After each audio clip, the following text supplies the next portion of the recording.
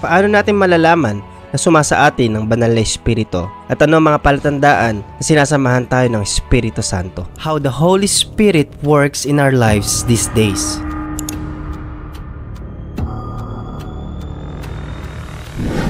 The Holy Spirit is God.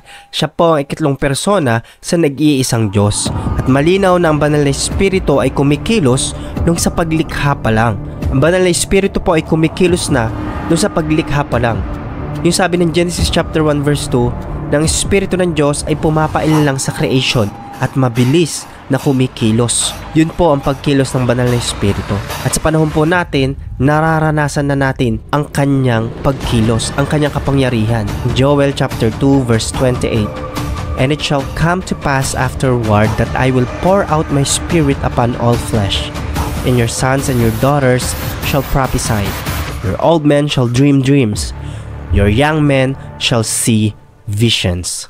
Ayon sa binasa natin sa Joel chapter 2 verse 28, ibinuhos sa kinapal kung bakit may naglilingkod na bata na, hindi lang matanda ang naglilingkod sa Diyos. Kahit po bata pa, nakakapaglingkod na, young people, naglilingkod na sa Panginoon. Ganon din ang mga matatanda, mga nanaginip, nagkakaroon po ng mga panaginip and mga visions.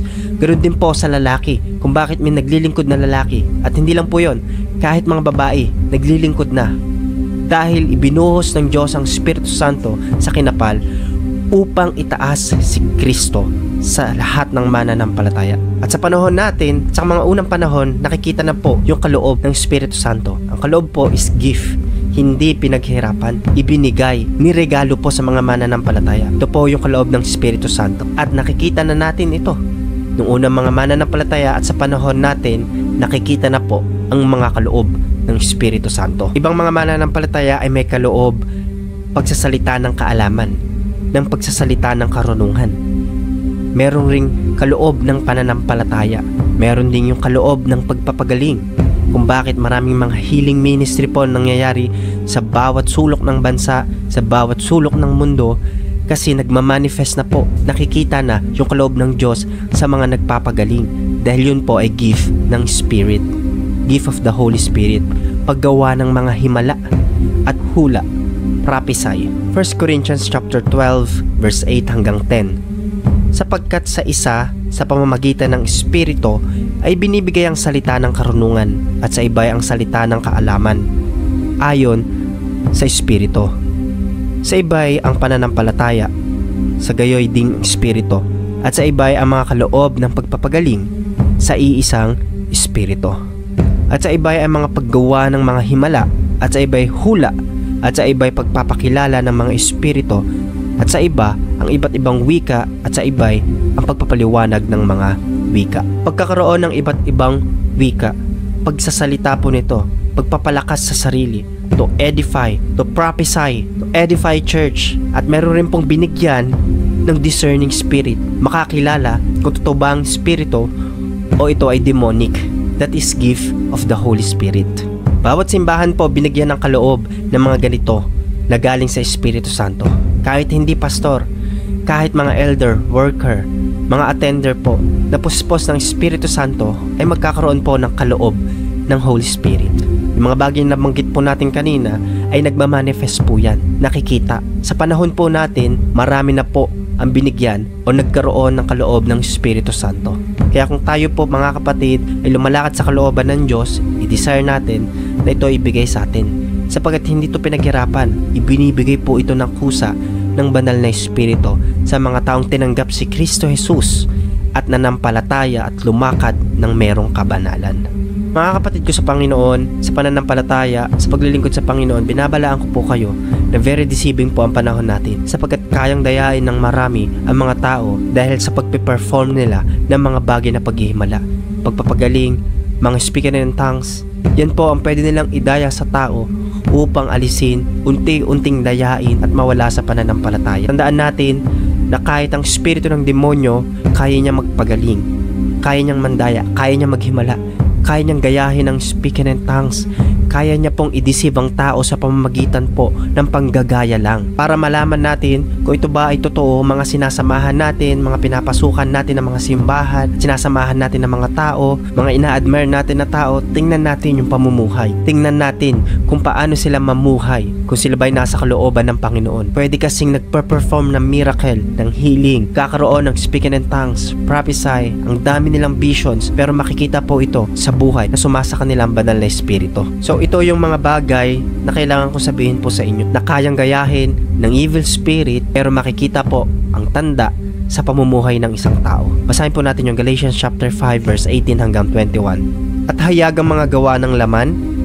sa mutuwid ay ang mga ito: pakikiapid, karumihan, kalibugan, pagsamba sa Diyos-Diyosan, pangkukulam, mga pagtataniman, mga pagtatalo-talo, mga paninibugho, mga pagkakaalitan, mga pagkakampi-kampi, mga pagkakabahabahagi, mga hidwang pananampalataya, mga kapananghilian, mga paglalasing, mga kalayawan, at ang mga katulad nito. Tungkol sa mga bagay na ito ay aking pinapaunang ipaalala sa inyo, tulad sa aking pagpapaalala ng una sa inyo, na ang mga nagsisigawa ng gayong mga bagay ay hindi magsisipagmana ng kaharian ng Diyos. Malinaw po sa binasa natin, kung tayo ay nasa ilalim ng kapangyarihan po ng paggawa ng kasalanan, hindi magmamana ng kaharian ng Diyos. In short mga kapatid, kung nagkakaroon tayo at nagper-perform tayo ng mga paggawa ng mga miracles and healing, tapos ang pamumuhay mo ay karnal, very questionable, sapagkat ang Espiritu ng Diyos na sumasa kanya sa mga mananampalataya ay makikita po ang bunga. Hindi po madadaya ang bunga. For example, puno ng mangga, hihintayin mo magbunga ito, at ito ay yung prutas niya, mangga na po yun. Pero kung yun po ay bayabas, hindi po totoo na yun ay puno ng mangga. Ganoon din sa pananampalataya natin sa Panginoon. Oo, nakakapagpahayag sila ng mga iba't ibang wika. Sinasabi nilang puspos sila, ngunit hindi naman po nakikita ang bunga sa kanila dahil makikita to at hindi maitatago. Galatians chapter 5 verse 22 hanggang 23, datapot ang bunga ng Espiritu ay pag-ibig, katuwaan, kapayapaan, pagpapahinuhod, kagandahang loob, kabutihan, pagtatapat, kaamuan, pagpipigil. Laban sa mga bagay na ito ay walang kautusan. Gaya ng sinabi ko sa inyo kanina mga kapatid, ang Espiritu ng Diyos pag nasa mananampalataya, ipinoproclaim niya ang Panginoong Hesus. Oo, nakakapag-perform, meron na po tayong bunga, at makikita po na ipinoproclaim niya at itinataas niya ang pangalan ng Panginoong Hesus. Ito po mga kapatid, yung makikita kapag tayo ay sinasamahan ng banal na Espiritu.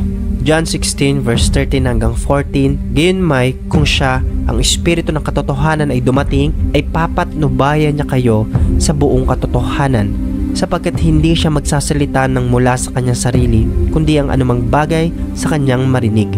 Ang mga ito ang kanyang sasalitain, at ang kanyang ipapahayag sa inyo ang mga bagay na magsisidating. Luluwalhatiin niya ako, sapagkat kukuha siya na nasa akin at sa inyo'y ipapahayag.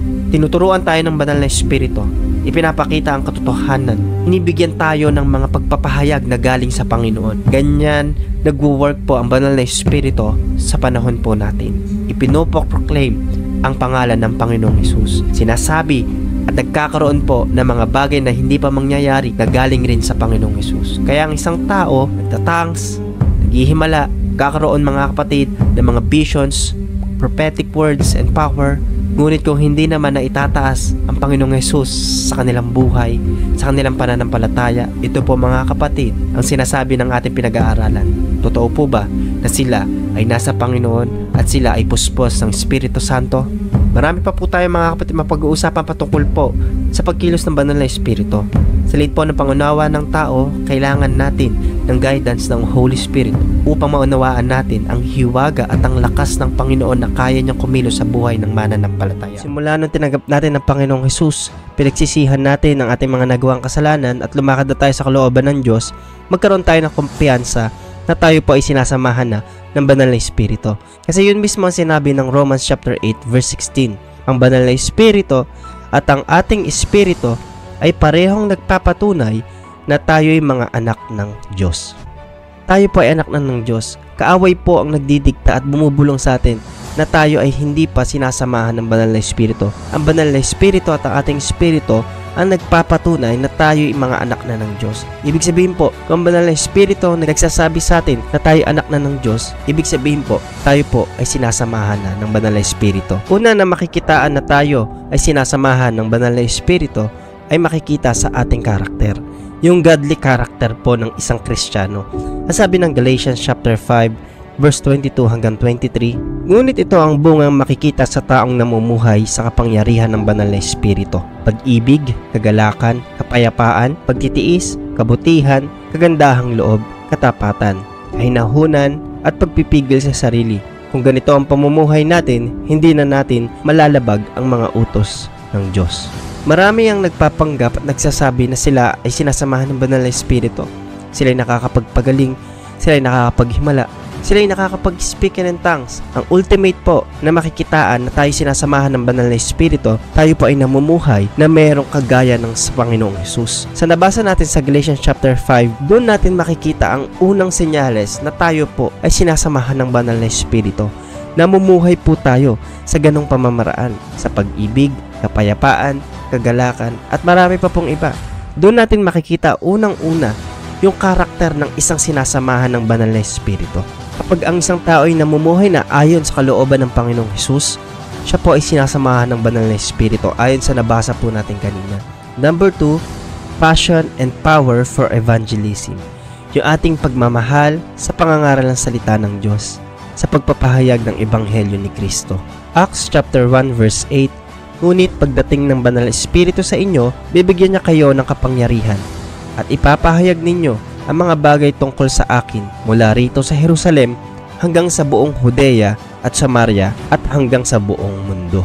Ito po yung ebidensya na tayo ay binautismuhan ng banal na espiritu. Yung kapangyarihan na ibinigay sa atin para ipangaral ang ebanghelyo ng Diyos. Marami rin po ang nagpe-pretend, nagsasabi na sila ay puspos ng banal na espiritu. They can speak in tongues, they can heal, they can do miracles. Pero totoo nito, pagdating sa ebanghelyo, takot at walang tapang. Pero isang ebidensya na tayo ay sinasamahan ng banal na espiritu, tayo po ay merong passion, yung power po na ipangaral ang ebanghelyo ng Diyos.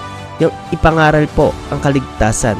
Kasi yun mismo ang binigay ng banal na espiritu sa binasa natin kanina sa Acts chapter 1 verse 8. Yung kapangyarihan na ipangaral ang salita ng Diyos, ang kaligtasan. Magkakaroon po tayo ng tapang na i-preach po saan man tayo naroroon. Tayo man ay nagtatrabaho, tayo man ay estudyante, tayo man ay may edad na kaya nating ipangaral ang ebanghelyo ni Kristo. Kasi yun yung makikita po sa atin. Yun yung sabi ng Acts, yung katapangang mangaral ng salita ng Diyos. Ito ang titingnan natin at tatandaan natin lagi. Kapag ang isang tao ay puspos ng Espiritu ng Diyos, ng banal na Espiritu, kaya niyang ipangaral ang ebanghelyo ni Kristo. Kasi merong kapangyarihang binigay ang banal na Espiritu nung siya ay pinuspos. Number 3, the gift of tongue. Speaking in tongues. Nagsasalita ng mga iba't ibang lingwahe kapag tayo ay sinasamahan ng banal na Espiritu at ang kapuspusan ng banal na Espiritu ay nasa sayo.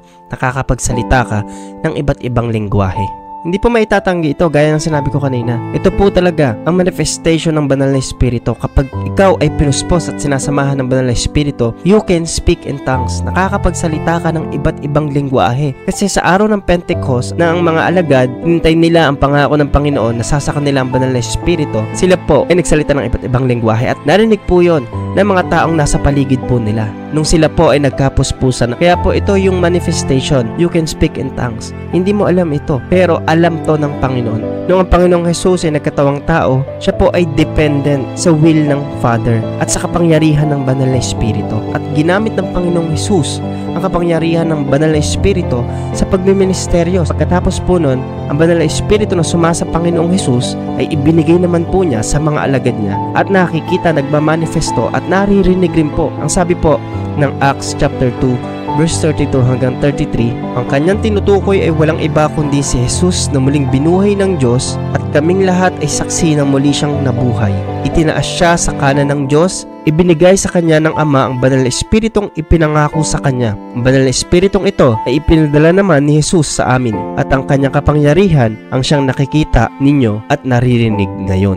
Kaya marami rin po ang nagsasabi na Hindi, noon lang yon nakakapag-speak in tongues sa mga alagad. Sa panahon natin ngayon, hindi na. Yung marami na po ang nagre-reject sa speaking in tongues. Ayaw na po nila yon. Hindi daw po para sa panahon natin ngayon. Pero mga kapatid, ito yung manifestation ng banal na espiritu. Hindi po maitatanggi ito. Yung mga totoo pong napuspos po ng banal na espiritu. Kasi ang sabi pong ng 1 Corinthians chapter 14 verse 39, kaya mga kapatid, pakahangarin niyong makapagpahayag kayo ng mensahe ng Diyos at huwag niyong ipagbawal ang pagsasalita sa ibang wika na hindi natutunan. Kaya po wag natin ipagbawal. Yun mismo yung bilin ng mga alagad na huwag po itong ipagbawal. Kasi hanggang ngayon po, nagmamanifest po yung kapangyarihan at kapuspusan ng banal na espiritu sa pamamagitan ng pagpapahayag ng iba't ibang lingwahe, iba't ibang wika. Nasain nga daw po ng bawat mananampalataya, kahit sino pwede. Marami nagtatanong sa akin sa comment section, pina-personal message po ako ng ating mga follower.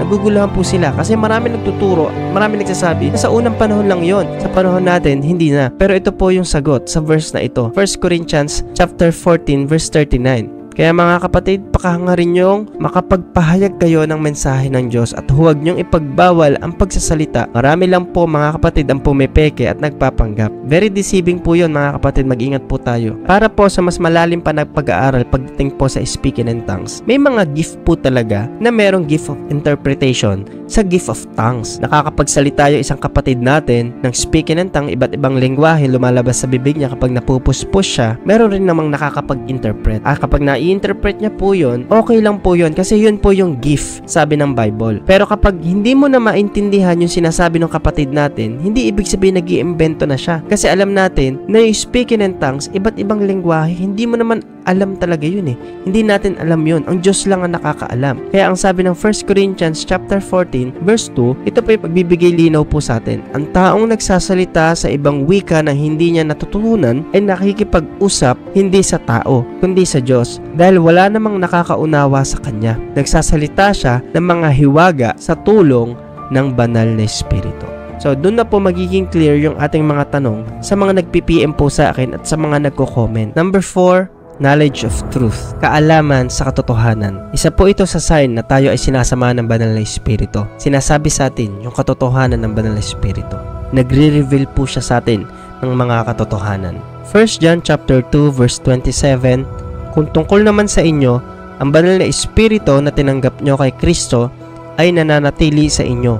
Kaya hindi na kailangan turuan pa kayo ng iba, sapagkat ang banal na espiritu ang magtuturo sa inyo sa lahat ng bagay. At ang mga itinuturo niya ay katotohanan at hindi kasinungalingan. At gaya ng itinuro niya sa inyo, manatili kayo kay Kristo. Hindi ibig sabihin po na lagi ka nalang magpipray at lagi ka nalang magtatangs. Hindi mo na kailangan ng Word of God. Kailangan po natin yun. I-meditate po natin yun. Hindi rin ibig sabihin na wala ka ng kikilalaning pastor, wala ka ng kikilalaning mananampalataya na pwedeng makapagpayo sa'yo. Ang banal na espiritu ang magre-reveal sa atin mga revelation, mga katotohanan, mga pag-iingat po sa atin. Hindi po ibig sabihin na alone ka na lang, mag-isa ka na lang. Hindi po mga kapatid. Marami po nagkakaroon ng misinterpretation pagdating po sa versikulo na ito at sa puntos na ito. Number 5, holiness. Kabanalan. Ito po ang marka na tayo ay sinasamahan ng banal na espiritu.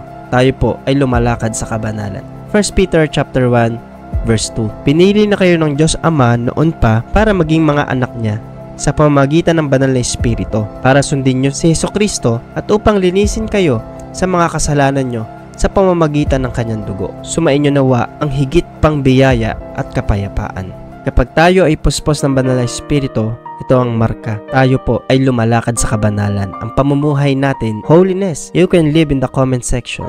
Diyos mismo ang nagpapaging banal po sa atin habang lumalakad sa kalooban ng Diyos. Patunay na ang marka ng banal na espiritu ay nasa sayo. Ayaw mo na doon sa ayaw ng Diyos. You hate what God hates. Ayaw mo na doon sa mga masasama. Kasi ayaw ng Diyos ng kasamaan. Ayaw ng Diyos ng kasalanan. Ayaw mo na rin ng kasalanan at paggawa ng kasalanan. Lumalayo ka na sa temptation. Kahit sa pakikinig ng mga masasamang bagay, ayaw mo na rin. So namumuhay ka na ayon sa kabanalan. Namumuhay ka na sa proteksyon ng Diyos. Nag-uumpisa ka na lumalakad sa kalooban ng Diyos. O nagpapatuloy ka na sa kabanalan. You live in the protection of God. Lagi po nating tatandaan the 5 signs that the Holy Spirit is in you. Magmamanifest, magkakaroon ng tanda, marka sa ating pamumuhay na tayo po ay sinasamahan ng banal na Espiritu. You always speak to Jesus, Romans chapter 5 verse 5. At hindi tayo mabibigo sa ating pag-asa dahil ipinadama ng Diyos sa atin ang kanyang pagmamahal sa pamamagitan ng banal na Espiritu na ibinigay niya sa atin.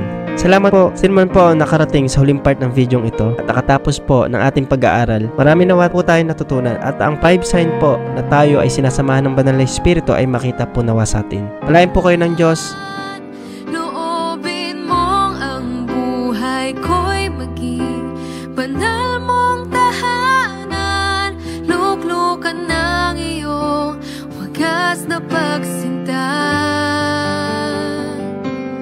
Daluyan ng walang hanggang mga papurit pagsamba, maghari ka o Diyos ngayon. Ang banal na Espiritu ay Diyos. Siya ang ikatlong persona ng Kadyusan o yung tinatawag po nating Trinity. Pag sinabi nating Diyos, dun po papasok ang Father God, Son, and Holy Spirit. Diyos Ama, Diyos Anak, at Diyos Espiritu Santo. Sila po ay equal. Wala pong may mas mataas at mas mababa. Equal. Mga kapatid, sila po ay nagkakaisa mula pa lang sa paglikha. From beginning, from creation, sila po ay nagkakaisa. At tatalakayin po natin, sino nga ba ang banal na Espiritu? Ang banal na Espiritu po, katunayan nito, ang tawag po sa kanya sa creation ay Espiritu ng Diyos. Ang sabi ng Genesis chapter 1 verse 2, ang mundo noon ay wala pang anyo at wala pang laman. Ang tubig na bumabalot sa mundo ay balot ng kadiliman at ang Espiritu ng Diyos ay kumikilos sa ibabaw ng mga tubig. Hindi totoo na sa panahon ng gawa, doon lang dumating ang banal na Espiritu. Hindi po. From creation, nandun na po ang Holy Spirit. Katunayan, yun nga po ang sabi ng Genesis chapter 1, verse 2. Siya po ay pumapailan lang sa creation. Ang banal na Espiritu po ay Diyos. Siya po ang ikatlong persona ng Kadyusan. At malalaman pa po natin ang ilang kapangyarihan ng banal na Espiritu sa tatalakayin po natin. Katunayan po, ang banal na Espiritu ay Diyos at ang kapangyarihan niya ay pwede po nating maranasan. Nararanasan o mararanasan po ba natin ang kapangyarihan ng Espiritu ng Diyos? Opo, mararanasan po natin. Tulad na lang nung kay Saul po, kay Haring Saul. Siya ay pinagtagumpay ng Panginoon dahil sumasa kanya ang Espiritu ng Diyos. Pero nung siya po ay sumasamba na sa mga Diyos-Diyosan, pumupunta o tumatawag na sa mga mangkukulam at malayo na po ang kanyang buhay sa kalooban ng Panginoon, umalis po ang Espiritu ng Diyos. Ang sabi po ng 1 Samuel chapter 16 verse 14, umalis kay Saul ang Espiritu ng Panginoon at pinahirapan siya ng masamang espiritu na ipinadala ng Panginoon. Kung mas lalo nating babasahin ang kapitulo na ito, makikita natin na sumanib ang masamang espiritu kay Saul at ang Espiritu ng Diyos ay nawala na sa kanya. Dahil wala na at malayo na sa pamumuhay sa Panginoon. Ganun din po sa atin mga kapatid. Pwede nating maranasan ang kapangyarihan ng Espiritu ng Diyos at kung tayo ay malayo sa kabanalan at sa kalooban ng Diyos, pwedeng umalis po sa atin ang Espiritu ng Diyos. Dahil ang Espiritu ng Diyos ay banal. Ang banal po, hindi po nananahan dyan yung mga kasalanan, yung mga ginagawang hindi kalooban ng Panginoon. Tulad na lang po na nangyari kay David. Kilala po natin si David, tanyag na karakter sa Biblia. Tinalo niya si Goliath dahil sa tulong ng kapangyarihan ng Diyos. Pero nung siya ay nagkasala at nagkaroon ng pagnanasa sa ibang babae, kahit na meron na siyang asawa, siya po ay nangalon niya at hindi lang yun, siya po ay naging murderer. Pinapatay pa niya po yung asawa ni Bathsheba para maging asawa niya. At nakita ng Diyos na hindi naging matuwid sa harapan niya ang ginawa ni David. Ang Espiritu ng Diyos po ay banal. Hindi nananahan dito yung Espiritu ng Diyos sa mga taong namumuhay sa kasalanan, sa mga karnal na pamumuhay, mga hindi kalugod-lugod sa harapan ng Panginoon, hindi po mananahan ng banal na Espiritu. Kaya naman, ganoon din ang ginawa kay David. Pero si David, siya ay nanumbalik, siya ay nagsisi, sapagkat nalaman niya at nakita niya sa kanyang buhay, ang Espiritu ng Diyos po ay banal. Hindi pwedeng manahan po sa tao na gumagawa ng kasalanan. Katunayan, nung nagkasala po si David, ito ang hiniling niya. Ang sabi ng Awit chapter 51 verse 10, "Likhaan niyo ako ng busilak na puso, O Diyos, at bigyan ako ng bagong espiritu na matapat. Huwag po akong itaboy palayo sa inyong piling, at ang inyong banal na espiritu sa akin ay huwag niyo po sanang bawiin." Nalaman po ni David na hindi basta espiritu ng Diyos ang sumasa kanya, kundi ito ay banal at hindi pwedeng manahan ang pamumuhay na malayo sa Panginoon. Kaya nga ganoon na lang yung pakiusap niya at siya humingi ng tawad. Kaya sa kapangyarihan ng espiritu ng Diyos, nasa Old Testament, lahat ng karakter sa Biblia ay nagtatagumpay dahil sa tulong ng espiritu ng Diyos. At na-acknowledge niya ang pangalang banal na espiritu kung si David, hiningi niya na huwag alisin sa kanya sapagkat nananahan ng espiritu sa mga taong may pamumuhay na merong kabanalan. Pero hindi po ang nangyari, isang berhen ay pwedeng magbuntis ng hindi nasisipingan, pero sa kapangyarihan ng banal na espiritu, siya po ay naglihim at isinilang ang ating tagapagligtas. Walang iba kundi ang Panginoong Jesus. Ganun katindi ang kapangyarihan ng espiritu ng Diyos. Ang imposible ay magiging posible sa Panginoon. Yun po ang sabi sa Luke chapter 1 verse 35. Sumagot ang anghel, "Sa iyo ang banal na espiritu at lililiman ka ng kapangyarihan ng kataas-taasang Diyos. Kaya ang banal na sanggol na ipanganganak mo ay tatawaging anak ng Diyos." Nang mabautismuhan si Jesus, umahon siya sa tubig, bumukas ang langit at nakita ni Jesus ang Espiritu ng Diyos na bumababa sa kanya tulad ng isang kalapati. Katunayan mga kapatid, sa ministry ni Jesus Christ, sa pagpapagaling, sa paghihimala, pagpapalayas ng masasamang espiritu, kahit po ang pagbuhay sa patay, ganun na lang po ang kapangyarihan ng Holy Spirit at ganun na lang din ang kaya niyang gawin sa buhay po natin kapag ang Espiritu ng Diyos ay nananahan po sa atin at nararanasan po natin.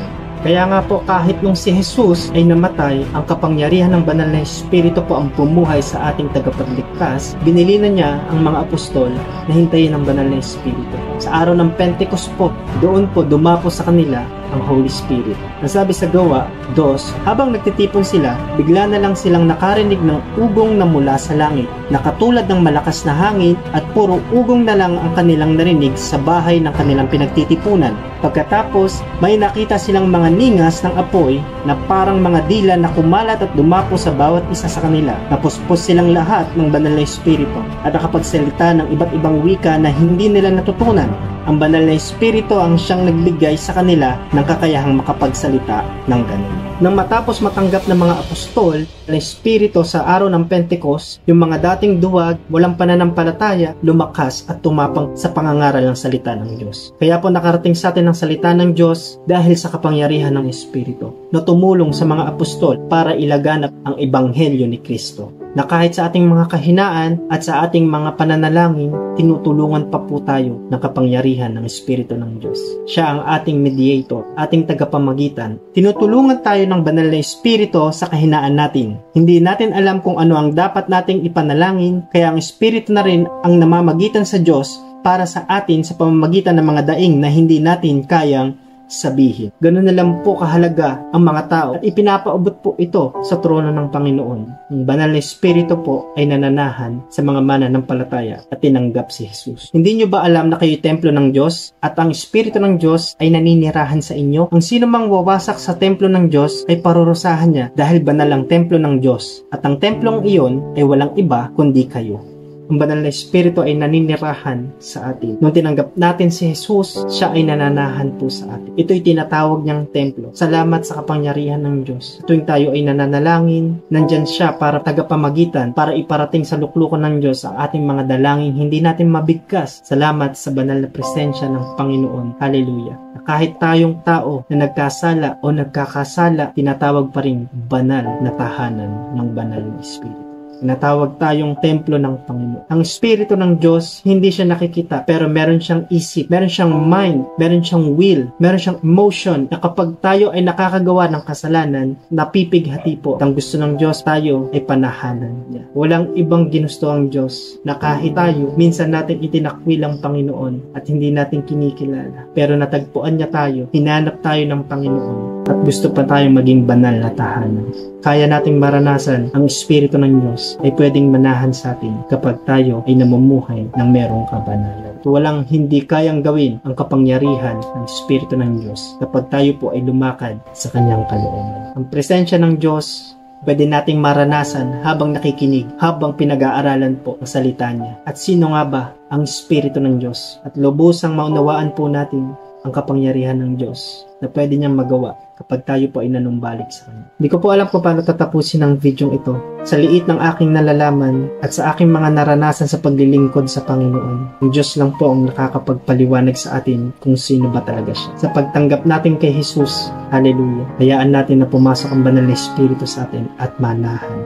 Mga kapatid, kung ikaw ay matagal ng Kristiyano, meron kang pinagdadaanan, kung nasa sayo ang Espiritu ng Diyos, wala siyang hindi kayang gawin sa buhay po natin. Kung ikaw naman ay bago pa lang at ngayon mo pa lang narinig ang salita ng Diyos at ngayon mo pa lang nakilala ang banal na Espiritu, hayaan mong kumilos ang Diyos sa iyo sa pagtanggap mo sa Panginoong Hesus at pananahan ng banal na Espiritu sa atin.